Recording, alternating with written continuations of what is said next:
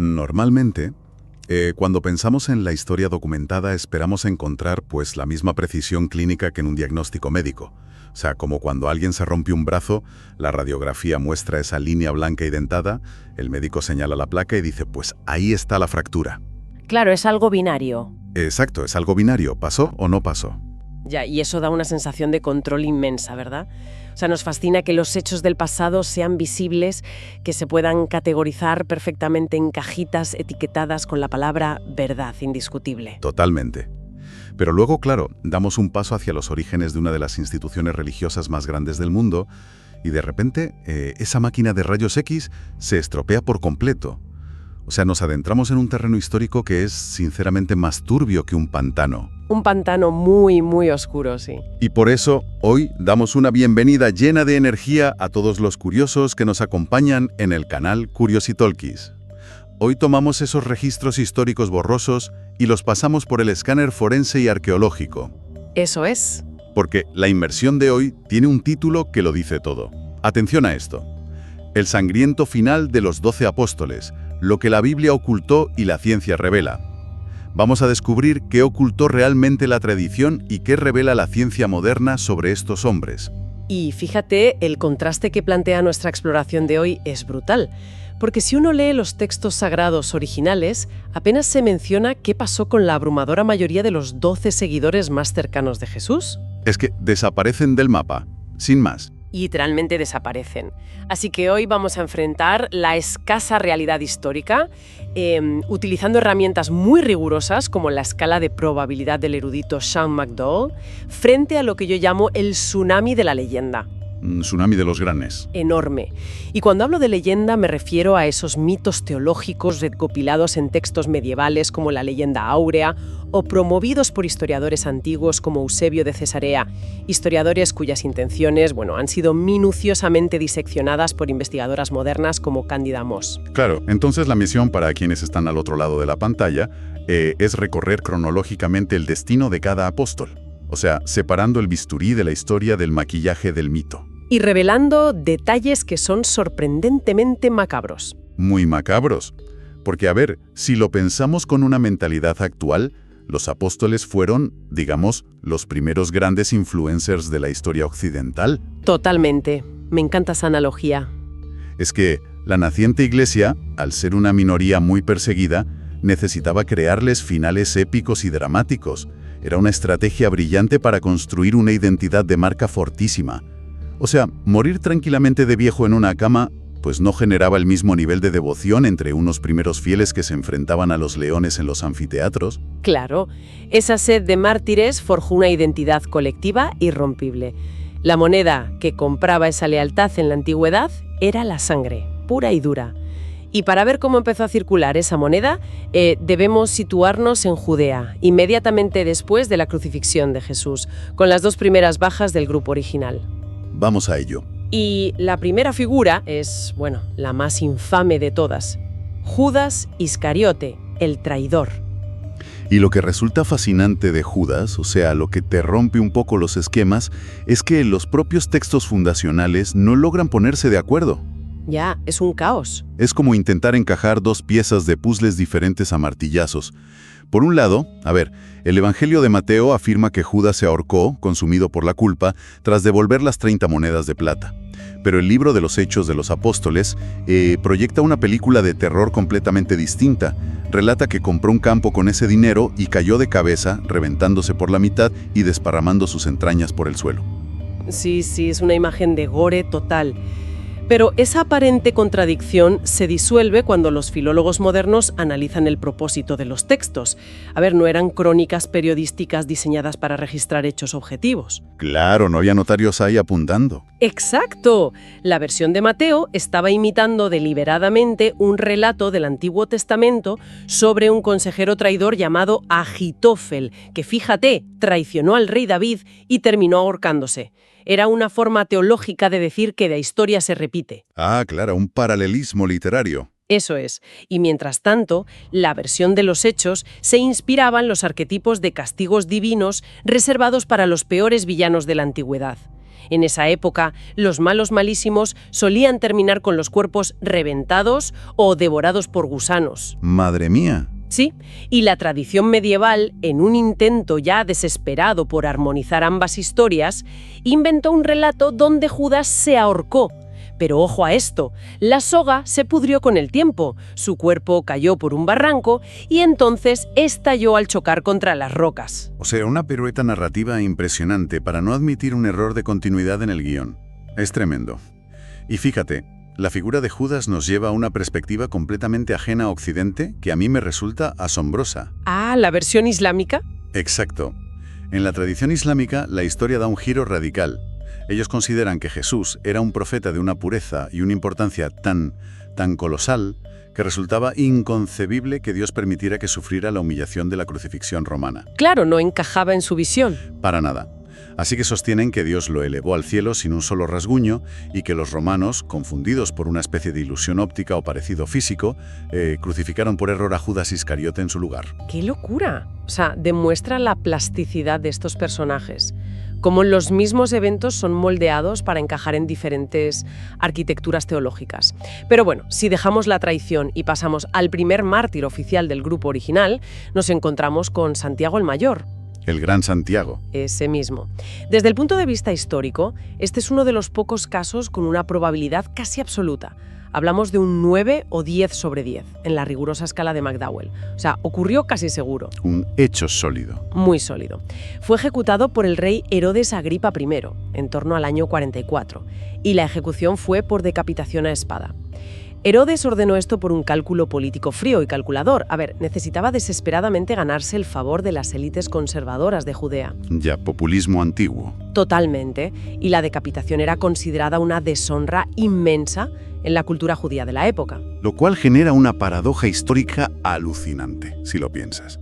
Porque un castigo, diseñado en Jerusalén específicamente para humillar y borrar a un individuo de la historia, desató a miles de kilómetros una leyenda geopolítica sin precedentes. Es verdad. O sea, la tradición posterior fabricó la idea de que sus seguidores cogieron ese cuerpo decapitado y lo subieron a un barco de piedra. Un barco de piedra que ya me dirás cómo flota. Exacto, pues guiado nada menos que por ángeles. Y navegó por todo el Mediterráneo y el Atlántico hasta llegar a las costas de Galicia en España. Y el impacto real de este mito estalla 800 años después. Claro, en la Edad Media. En plena Edad Media, durante la Reconquista frente a los musulmanes. Este relato se transformó en un arma de propaganda militar brutal. Se inventó la figura de Santiago Matamoros, que era un guerrero celestial bajando de las nubes en un caballo blanco para subir la moral de las tropas cristianas. Un mito que cimentó reinos enteros y dio origen al famosísimo Camino de Santiago. Es alucinante. Es el triunfo absoluto del símbolo sobre la arqueología. O sea, los supuestos huesos de un pescador galileo ejecutado como un criminal común en Oriente Medio terminaron estructurando la identidad nacional, la economía y las fronteras de Europa Occidental durante siglos. Y justo antes de abandonar estas intrigas políticas de Judea, para adentrarnos ya en las llamas y la locura de Roma, pues queremos recordar a todos los curiosos que están disfrutando de este viaje por las sombras de la historia en Curiosidalquis, que suscribirse al canal y dejar un buen like ayuda enormemente a que sigamos desenterrando estos misterios semana tras semana. Eso es, un clic no cuesta nada. Exacto. Y bueno, porque el salto que damos ahora nos lleva al año 64 después de Cristo, directamente a las fauces del emperador Nerón.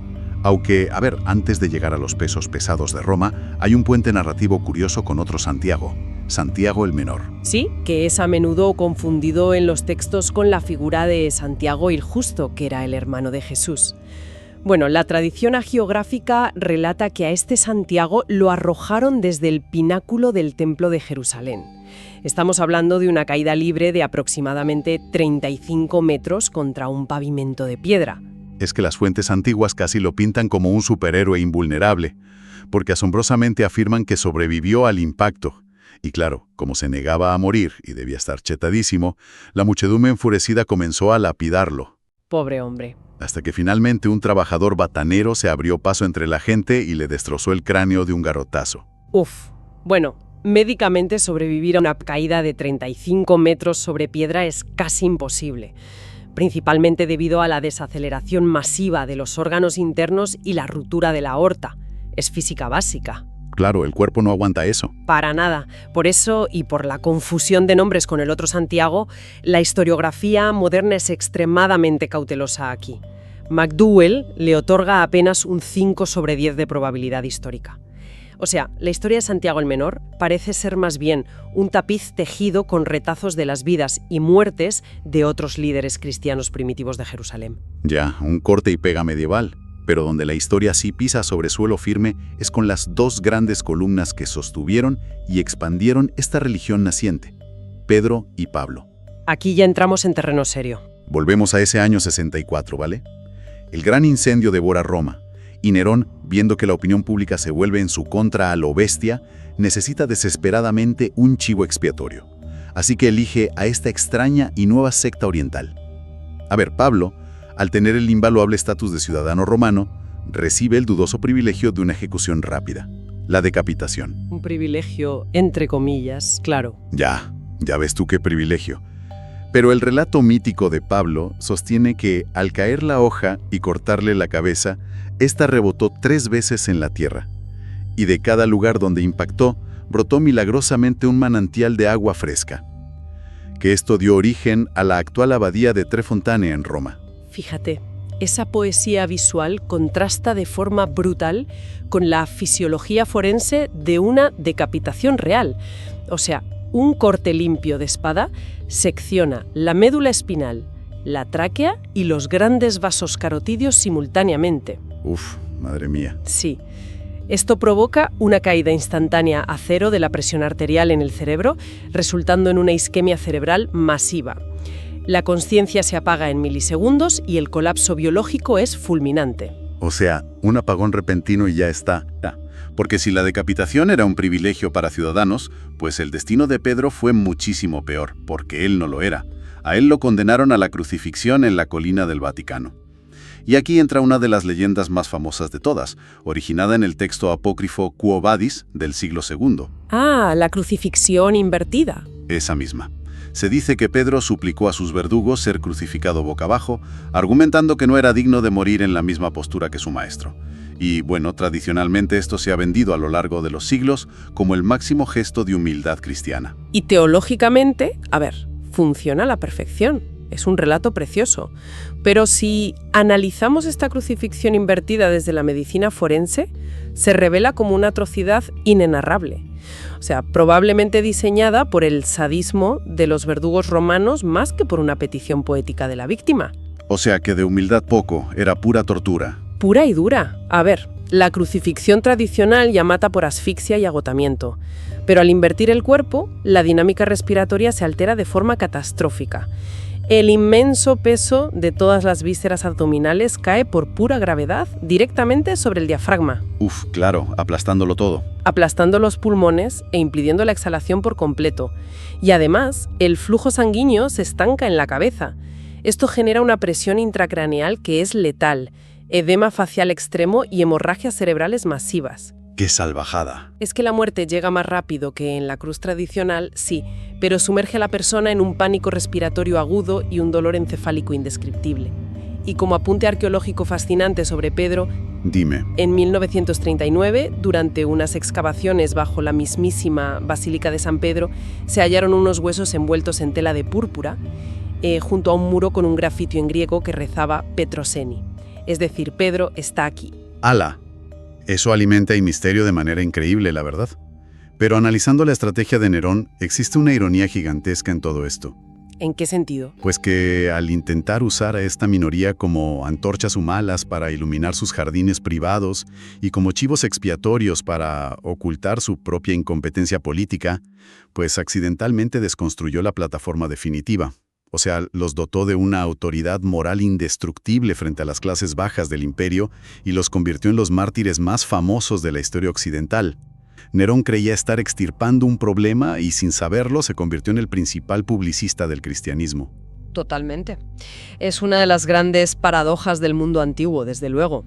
Ahora bien, mientras Roma se encargaba de ejecutar de manera así tan espectacular a los líderes visibles, El resto de los apóstoles se dispersó hacia los confines de las fronteras imperiales y más allá. Hacia lo desconocido. Exacto. Y es precisamente en esos márgenes territoriales donde la historia escrita pierde nitidez, los archivos oficiales desaparecen y la geografía toma el control absoluto de la narrativa. Y un ejemplo perfecto de esto es Andrés, el hermano de Pedro. Los relatos indican que viajó hasta Patras, en Grecia. Allí provocó la ira del gobernador local, Egeas, y, pues, su crimen, cometer la tremenda imprudencia de convertir el cristianismo a la propia esposa del gobernador. Un clásico de la época. Total. Fue condenado a la cruz, y las crónicas detallan que no utilizaron clavos, sino que lo ataron firmemente con gruesas cuerdas a los maderos para prolongar el tormento. Y ojo, porque sustituir los clavos por cuerdas tiene un efecto fisiológico muy claro. Retrasa el colapso hemodinámico. A ver, las heridas punzantes de los gruesos clavos romanos generan pérdida de sangre e infecciones rápidas. Pero al usar cuerdas, se mantiene el flujo sanguíneo de las extremidades el tiempo suficiente para que la víctima sufra espasmos musculares masivos continuados. O sea, alargar la agonía a propósito. Exactamente. La tradición afirma que Andrés sobrevivió 2 días enteros colgado, fíjate, predicando a la multitud desde la cruz antes de sucumbir finalmente a la deshidratación severa, al agotamiento extremo y a un shock hipovolémico progresivo provocado por el trauma en los tejidos. Uf, es terrorífico. Y el impacto visual de Andrés llega hasta nuestros días por un malentendido monumental. ¿Ah, sí? ¿Lo de la cruz? Lo de la cruz. Porque toda la iconografía mundial muestra a San Andrés crucificado en una cruz en forma de aspa, una X. Y resulta que esa cruz oblicua no se menciona en absoluto en los textos antiguos originales. O sea, fue un añadido puramente estético de la imaginación medieval tardía. Qué curioso, ¿verdad? ¿Cómo se inventan detalles? Sí. Pero es que este diseño inventado cobró una vida propia arrolladora. Se convirtió en la temible Cruz de Borgoña. Fue el emblema que portaron los tercios del Imperio Español por toda Europa y América. Y de manera surrealista, o sea, hoy en día esa cruz, producto de una leyenda medieval, sigue ondeando como la bandera oficial del estado de Florida en Estados Unidos y en los escudos de un montón de ciudades latinoamericanas. Es que ejemplifica a la perfección cómo un detalle ficticio insertado en la narrativa de un mártir puede mutar a lo largo de los siglos hasta dictar la heráldica militar e institucional de continentes enteros. Es de locos. Y si el viaje a Grecia parece lejano, el destino de Tomás, el famoso apóstol que dudó de la resurrección, cruza los límites de lo imaginable. La antigua tradición de los cristianos siriacos sostiene que Tomás viajó miles de kilómetros hacia el este, llegando hasta la costa de Malabar en la India. Madre mía, hasta la India. Sí. Y allí finalmente fue asesinado, atravesado por lanzas tras desatar la furia de los sacerdotes brahmanes locales. Y a ver, durante siglos, la Academia Europea más purista se burló abiertamente de esta historia. O sea, consideraban que la idea de un pescador judío llegando a la India en el siglo I era un cuento de hadas absurdo. Afirmaban que el rey indio Gondofares, al que Tomás supuestamente visitó y convirtió, pues era un personaje mítico inventado por escritores cristianos. ¿Hasta qué? Exacto, hasta que, en pleno siglo XIX, arqueólogos británicos empezaron a desenterrar monedas antiguas en la región que llevaban grabado indiscutiblemente el rostro y el nombre del rey Gondofares. De repente, el marco histórico del viaje dejaba de ser imposible. Claro, valida el contexto histórico, aunque bueno, no necesariamente el martirio. Pero la trayectoria póstuma de Tomás guarda un capítulo muchísimo más sombrío y calculador en la era de los descubrimientos. Fíjate. A ver, cuéntame. Siglos después, cuando los misioneros jesuitas europeos llegaron a las selvas de Sudamérica, observaron que varias poblaciones indígenas compartían el mito de una deidad civilizadora pacífica, un hombre blanco y barbudo al que llamaban Paisumé o Viracocha, dependiendo de la región. Vale. Pues los jesuitas, en un movimiento de astucia política formidable, afirmaron categóricamente que esa figura indígena era, en realidad, el mismísimo apóstol Tomás, que habría llegado a América mucho antes que Colón. O sea, una apropiación cultural a escala industrial. Totalmente. Básicamente, utilizaron a Tomás para justificar un colonialismo espiritual. Convencieron a los pueblos nativos de que su deidad ancestral era en realidad cristiana. Se paseaban por la selva señalando extrañas hendiduras en las rocas y asegurando con total convicción que eran las huellas fosilizadas de las pisadas de Santo Tomás. ¡Qué barbaridad! Sí, sí. De este modo, la invasión europea dejaba de ser una conquista violenta y se vendía como el simple redescubrimiento de una fe que los nativos habían olvidado. Fue una estrategia de asimilación cultural asombrosamente eficaz, que minimizaba la resistencia psicológica a la evangelización. Es fascinante y aterrador a la vez. Al mismo tiempo, en tierras de lo que hoy es Turquía, encontramos a Felipe. Su final se ubica en la ciudad de Hierápolis. Las crónicas relatan que erradicó un culto local pagano que adoraba a las serpientes, y el catalizador de su muerte fue, de nuevo, convertir a la esposa del procónsul romano. ¿Otra vez? Otra vez. Fue sentenciado a ser lapidado y crucificado, o colgado de un árbol, aunque su probabilidad histórica real es muy tenue, rondando un 5 sobre 10. Es que hay un patrón narrativo que salta a la vista, ¿no te parece? Parece que la fórmula infalible para garantizar un martirio en el mundo antiguo era viajar a otra cultura y convencer de tu religión a la esposa del gobernante local. Ocurrió con Andrés y ocurre de nuevo con Felipe. Y yo me pregunto, ¿realmente los emperadores y procónsules tenían más terror a perder la autoridad dentro de sus matrimonios que a la propagación filosófica de la nueva fe? Ah, es que esa es la clave para entender la persecución en el Imperio Romano. A ver, en la mentalidad antigua no existía separación entre la religión del Estado y la estructura familiar, la figura del pater familias. Iba todo unido. Exacto. Subvertir a la esposa de un magistrado no era interpretado como un simple conflicto doméstico o una divergencia de opiniones filosóficas. Era visto por Roma como un ataque directo a la autoridad pública, un peligroso acto de insubordinación social que amenazaba el orden cósmico del imperio. Era alta traición política en toda regla. A todos los efectos. Y a medida que la narrativa se aleja de los centros urbanos romanos hacia geografías más periféricas y exóticas, las hagiografías medievales entran en una verdadera espiral de crueldad sádica. Sí, porque literalmente se convierte en una galería de los horrores médicos, donde las leyendas parecen competir entre sí para ver qué apóstol sufría la muerte más truculenta. Y el caso cumbre de esto es Bartolomé, ¿eh? Bartolomé. Su destino final lo sitúa en Armenia. Según cuenta esta oscura leyenda, el rey Astiages ordenó un castigo que todavía estremece: ser desollado vivo. Literalmente le arrancaron la piel del cuerpo a tiras con cuchillos. Y es vital entender la magnitud forense de esta tortura para comprender por qué la leyenda fue tan poderosa. A ver, la piel es el órgano más extenso del cuerpo humano. La dermis y la epidermis son fundamentales para regular la temperatura y retener los fluidos vitales. Al extirparla mientras la víctima está consciente, se dejan expuestos al aire millones de terminaciones nerviosas en carne viva. Madre mía. ¿El dolor tiene que ser? Inimaginable. El dolor induce un shock neurogénico inmediato, seguido de una hipotermia fulminante, claro, porque el cuerpo ya no puede retener el calor. Paralelamente, se produce una fuga masiva de plasma hacia el exterior, causando un shock hipovolémico. Si por algún milagro cruel la víctima sobrevive las primeras horas, sucumbe a una infección bacteriana sistémica. ¡Qué horror! Históricamente, la probabilidad de que este desollamiento haya ocurrido es minúscula, casi nula, pero su impacto narrativo fue monumental. O sea, un impacto tan visceral que el humor negro inherente de la Edad Media nombró a San Bartolomé el santo patrón oficial de los carniceros, curtidores y encuadernadores de libros. Es que tiene tela el humor medieval. ¡Qué la maridera! Pero el eco cultural verdaderamente deslumbrante de esta tortura se encuentra en el mismísimo centro de la cristiandad. En el gigantesco fresco de El juicio final en la Capilla Sixtina, el genio renacentista Miguel Ángel pintó a San Bartolomé suspendido en el aire, sosteniendo en una mano el cuchillo y en la otra el macabro trozo de su propia piel desollada. Es una imagen súper potente. Y lo que nos vuela la cabeza a todos es que el rostro marchito, deformado y colgante que aparece en esa piel vacía no es el de Bartolomé. Es un autorretrato secreto y profundamente atormentado del mismísimo Miguel Ángel. Es una cima del arte universal inspirada puramente en una espeluznante ficción hagiográfica. Es increíble.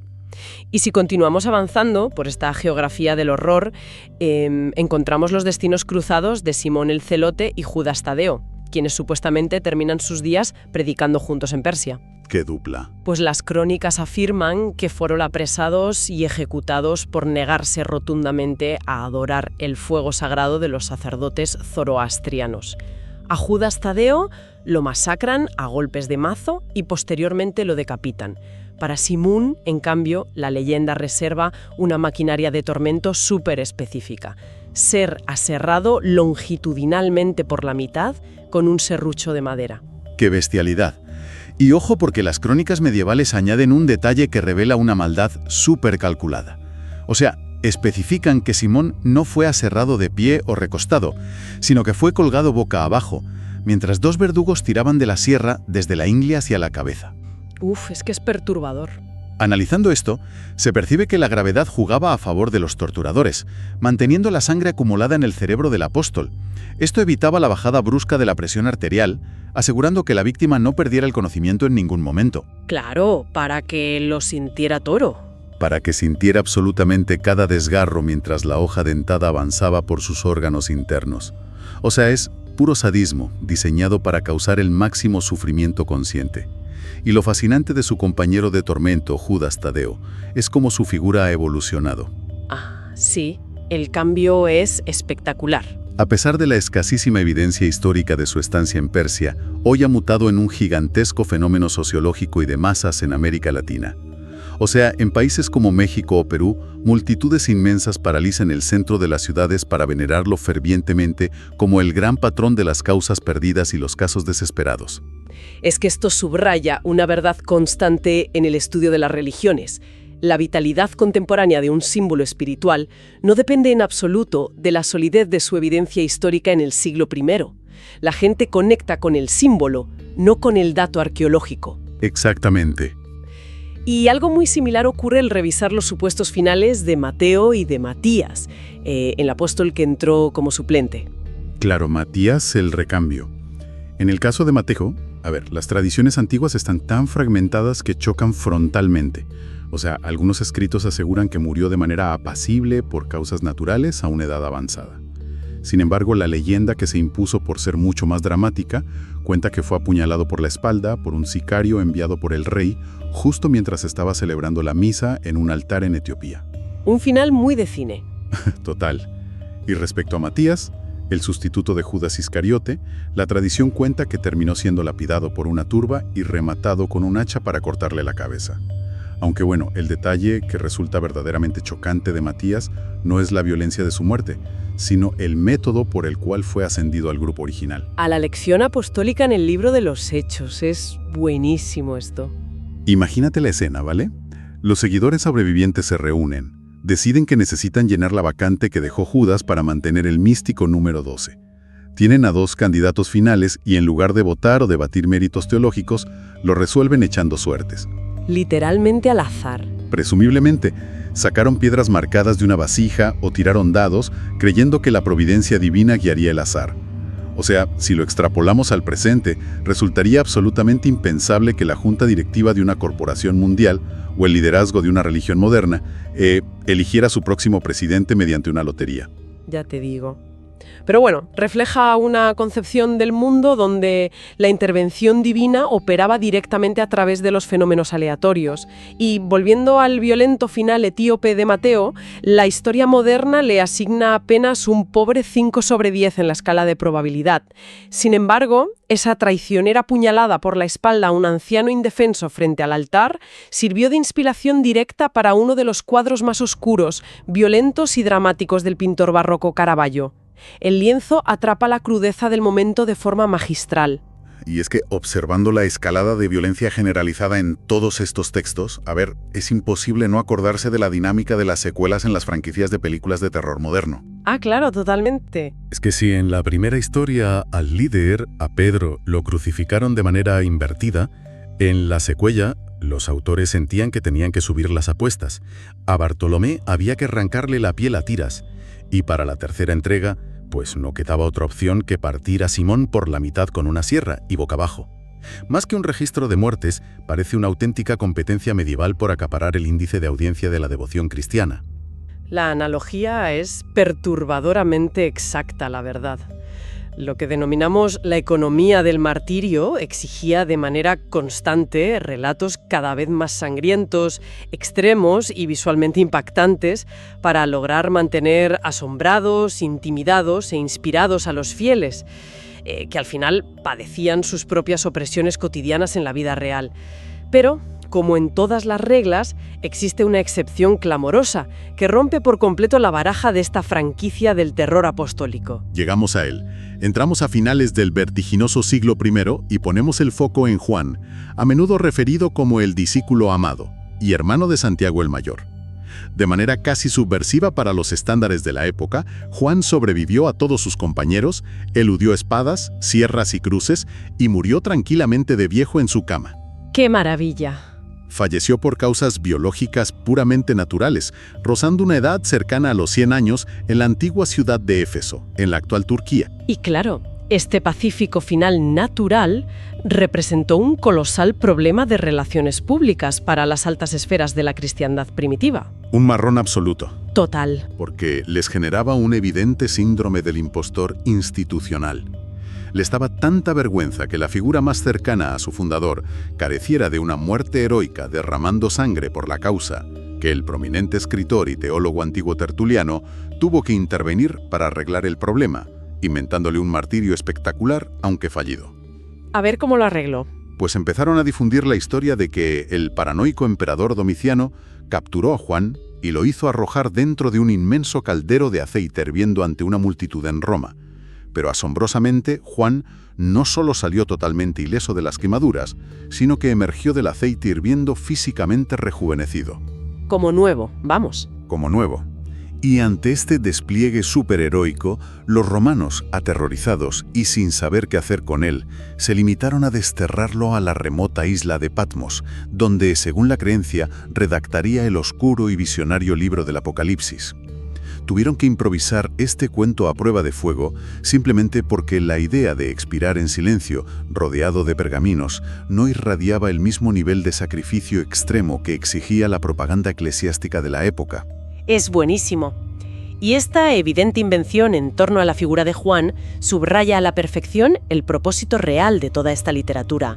A ver, si damos un paso atrás y sintetizamos todo el recorrido forense, histórico y mítico que hemos emprendido hoy, observamos cómo el destino mixto de estos 12 individuos terminó transformando irrevocablemente la historia del planeta. Así es. Y poco importa si estamos ante una realidad histórica documentada e indudable, como la crucifixión de Pedro bajo la persecución de Nerón o la veloz decapitación de Pablo, o si nos encontramos frente a la más pura y descarnada propaganda teológica medieval, como las leyendas del aserramiento invertido de Simón o el desollamiento quirúrgico de Bartolomé.